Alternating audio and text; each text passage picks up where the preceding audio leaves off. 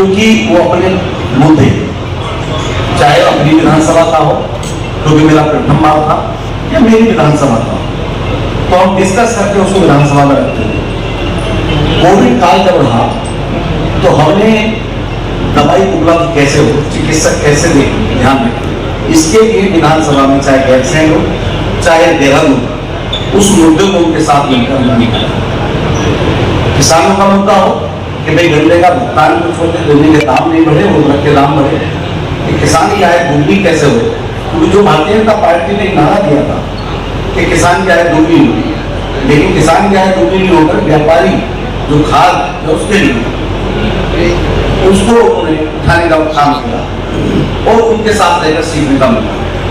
तो काजी जी एक आवाज है, और मैं आपको एक बात बताना चाहता हूँ कि जब वो आपकी बात सदन में नहीं तो उन्हें अपने क्षेत्र की जनता की चिंता अब भी, जब अपने पेपर लीक हुआ तो उन्होंने हमें और हमारे साथी विधायकों को फोन करके कहा कि ये मुद्दा इस उसमें उठना चाहिए सदन में। तो आप सोच सकते हैं कि काजी एक आवाज है, विचारधारा है, कि जो सदन में नहीं जाने के बाद भी अपने क्षेत्र की जनता को चाहता है कि उसके विधायक इस बात दूसरी बात है, ये बात है कि जब भी कोई बात आती थी, चाहे महिला की बात हो, चाहे किसान भाइयों की बात हो, चाहे बेरोजगारों की बात हो, चाहे स्वास्थ्य की बात हो, तो काजी जी बड़े दमखम के साथ अपनी क्षेत्र की जनता की आवाज, पूरे प्रदेश की जनता की आवाज सदन में उठाते थे।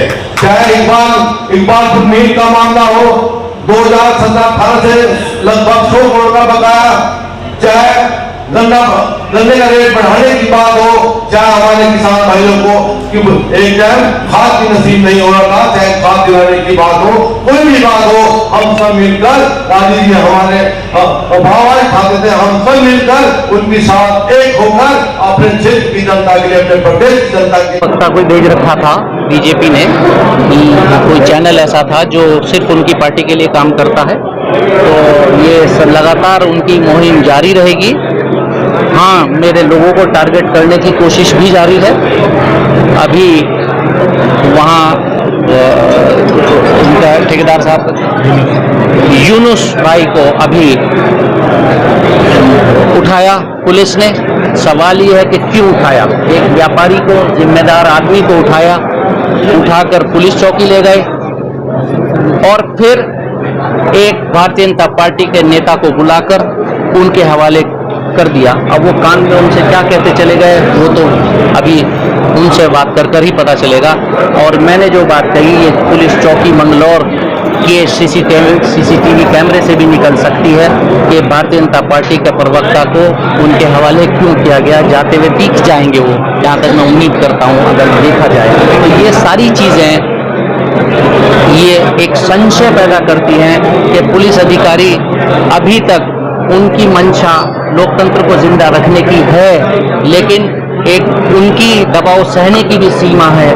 वो कितना दबाव झेल सकते हैं ये भी एक सीमा है। सरकार जब अपना हद तक का दबाव बनाती है तो उनकी भी सीमा टूट जाती है। लेकिन मैं आज उनसे, पुलिस अधिकारी कर्मचारियों से एक ही बात कहूँगा कि ये वही भारतीय जनता पार्टी की सरकार है जो आपके पे स्केल को की तरफ दिमाग नहीं लगा रही थी, सुन नहीं रही थी।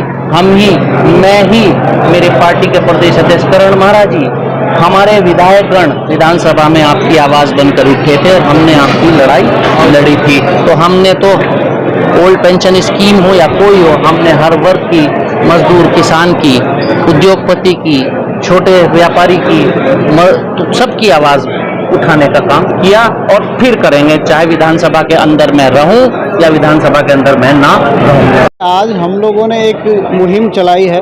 जैसे हम लोग फील्ड में जा रहे थे तो चीज़ें निकल के आ रही थी, वोट मांगते समय या वोट की अपील करते समय, तो लोग कह रहे थे कि भाई काजी जी बहुत अच्छे इंसान हैं, काजी जी बहुत अच्छे आदमी।